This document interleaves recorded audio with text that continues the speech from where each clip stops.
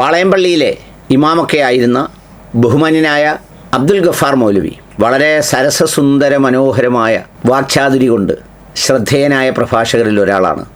ലളിതസുന്ദരമായി കാര്യങ്ങൾ പറയുകയും ജനങ്ങളുടെ ഹൃദയത്തിൽ സ്പർശിക്കുമാർ അവതരിപ്പിക്കുകയും ഒക്കെ ചെയ്യുന്ന അദ്ദേഹം വള്ളക്കടവ് വലിയ പള്ളി, തിരുവനന്തപുരത്തുള്ള വള്ളക്കടവ് വലിയ പള്ളിയിലാണ് സേവനങ്ങൾ ചെയ്യുന്നത്.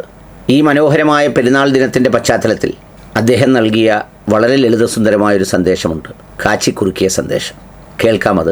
എല്ലാവർക്കും എൻ്റെ ഹൃദ്യമായ ബലിപെരുന്നാൾ ആശംസകൾ. ലോകമെമ്പാടുമുള്ള സത്യവിശ്വാസികളുടെ മാനസാന്തരങ്ങളിൽ ഭക്തിയുടെയും മുക്തിയുടെയും സിദ്ധിയുടെയും വിശുദ്ധിയുടെയും നന്മയുടെയും വെണ്മയുടെയും മന്ദാര മലരുകൾ വിരിയിച്ചുകൊണ്ട് ഒരു പുണ്യപ്പെരുന്നാൾ കൂടി സമാഗതമായിരിക്കുകയാണ്.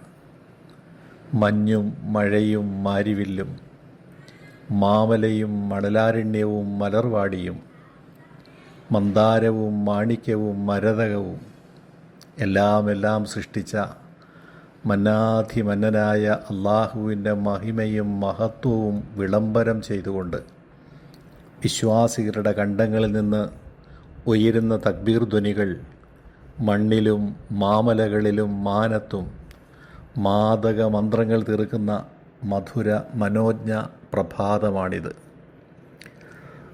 സുഹൃത്തുക്കളെ, ഈ അവസരത്തിൽ അങ്ങകലെ പുണ്യമക്കയിൽ പരിശുദ്ധ ഹജ്ജിൻ്റെ സമാപനമായിരിക്കുന്നു. ഖലീലുല്ലാഹി ഇബ്രാഹിം നബി അലൈഹിസ്സലാമിൻ്റെയും കുടുംബത്തിൻ്റെയും ത്യാഗോജ്ജല സ്മരണകളാണ് ഹജ്ജിലും ബലിപെരുന്നാളിലും നാം അയവിറക്കുന്നത്. എങ്കിലറിയുക, ഒരു വിജനമായ പ്രദേശത്ത് ആരോരുമില്ലാത്ത സ്ഥലത്ത് നിങ്ങൾ എത്തിപ്പെട്ടു എന്ന് സങ്കല്പിക്കുക. നിങ്ങൾക്ക് മുന്നിൽ രണ്ട് വഴികളുണ്ട്. ഒന്ന് ആൾ സഞ്ചാരമുള്ളതും അനവധി ആളുകൾ സഞ്ചരിച്ച യാത്ര ചെയ്ത കാൽപ്പാടുകൾ കാണാവുന്നതും. രണ്ടാമത്തേത് കാട് പിടിച്ച് കിടക്കുന്ന ഒന്ന്. വള്ളികളും മുള്ളുകളും ചെടികളുമൊക്കെ വഴിയിലേക്ക് വീണ് കിടക്കുന്നു. അതിലെ ആരും പോയിട്ടില്ല എന്ന് വ്യക്തം. എങ്കിൽ നിങ്ങൾ ഏതു വഴി തിരഞ്ഞെടുക്കും? സ്വാഭാവികമായും ആൾപ്പെരുമാറ്റമുള്ള വഴിയായിരിക്കും നമ്മളെല്ലാം സ്വീകരിക്കുക. കാരണം അതാണ് നല്ലതെന്നും അതായിരിക്കും സുരക്ഷിതമെന്നും അത് തന്നെയാണ് നാട്ടുനടപ്പെന്നും മനസ്സ് നമ്മളോട് പറയുന്നുണ്ടാവും. പക്ഷേ ഒന്നോർക്കണം, ആ വഴിയിൽ പതിവ് കാഴ്ചകൾ മാത്രമേ കാണാൻ കഴിയൂ. എല്ലാവർക്കും അറിയാവുന്ന പാഠങ്ങൾ മാത്രമേ അതിൽ നിന്നും പഠിക്കാൻ പറ്റൂ. സ്ഥിരം രുചികളെ അനുഭവിക്കാൻ കഴിയൂ. പരിചയമില്ലാത്ത വഴികൾ പുതിയ കാഴ്ചകൾ സമ്മാനിക്കും, പുതിയ ഗുണപാഠങ്ങൾ നൽകും, സവിശേഷമായ അത്ഭുതങ്ങൾ ആസ്വദിക്കാൻ പറ്റും. എന്നാൽ അതോടൊപ്പം അത്തരം വഴികളിൽ അപകടങ്ങൾ ഉണ്ടാവാം, വെല്ലുവിളികൾ നേരിടേണ്ടി വന്നേക്കാം. അല്പം ധൈര്യവും സാഹസികതയും ഇല്ലാതെ ഒറ്റപ്പെട്ട വഴിയിലൂടെ യാത്ര ചെയ്യാനാവില്ല.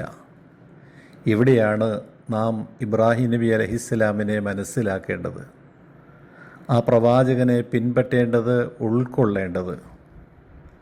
വിശ്വപ്രപഞ്ചത്തിൻ്റെ ഒരു ചെറിയ കോണിൽ അധികാരം ലഭിച്ചപ്പോൾ എല്ലാം മതിമറന്ന ഒരു ഭരണാധികാരിയോടായിരുന്നു ഖലീൽ ഏറ്റുമുട്ടിയത്.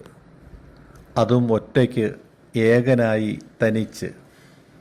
ഇത്തിരി വട്ടം, ഇത്തിരി നേരം അധികാരം, അത് കിട്ടിയ, ഭരണം കിട്ടിയ ആ അധികാരത്തിൻ്റെ പേരിൽ നെകളിക്കരുതെന്ന് ഖലീൽ വിളിച്ചു പറഞ്ഞു.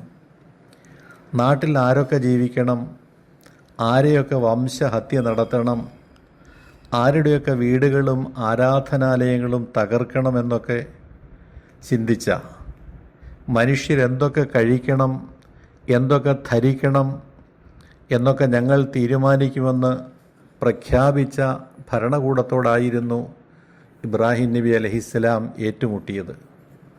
തങ്ങൾക്കിഷ്ടമില്ലാത്തവർക്കെതിരിൽ നിയമങ്ങൾ പാസാക്കും, അവ നടപ്പിലാക്കുമെന്നൊക്കെ അഹന്തയോടെ പ്രഖ്യാപിക്കുകയും അതിന് മുതിരുകയും ചെയ്യുന്ന ഭരണകൂടങ്ങൾ.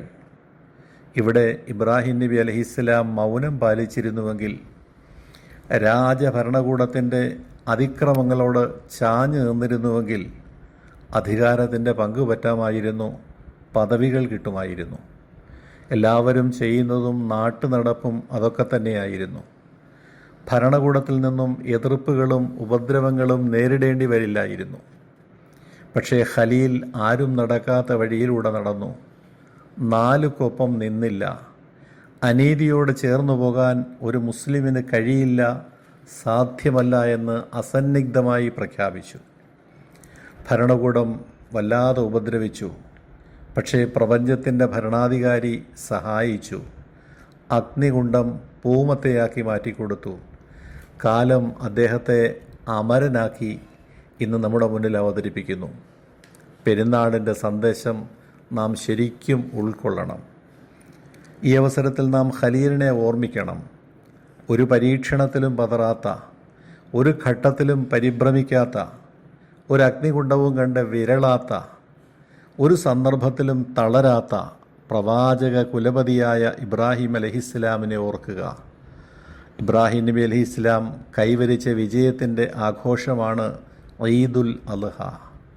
യാ Allah, your mercy is our hope, your guidance is our lamb, your judgement is very sharp and ആഖിറത്ത് ഈസ് അവർ ഫൈനൽ ക്യാമ്പ്.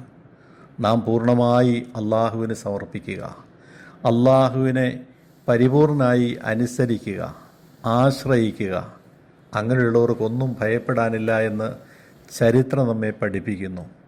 അശാന്തി അരങ്ങുവാഴുമ്പോൾ, വിശ്വാസത്തിന് ചാഞ്ചല്യം സംഭവിക്കുമ്പോൾ, സദാചാരങ്ങൾക്ക് മൂല്യം കുറയുമ്പോൾ, നന്മകൾ വിസ്മരിക്കപ്പെടുമ്പോൾ, പതിറ്റാണ്ടുകൾക്ക് മുമ്പ് ഇബ്രാഹിം നബി അലൈഹിസ്സലാം മക്കയിൽ കൊളുത്തിവെച്ച പ്രകാശദീപത്തിലേക്ക് നാം മഹാപ്രവാഹമായി ഒഴുകിയെത്തുക. അല്ലാഹു അക്ബർ വലില്ലാഹിൽ ഹംദ്.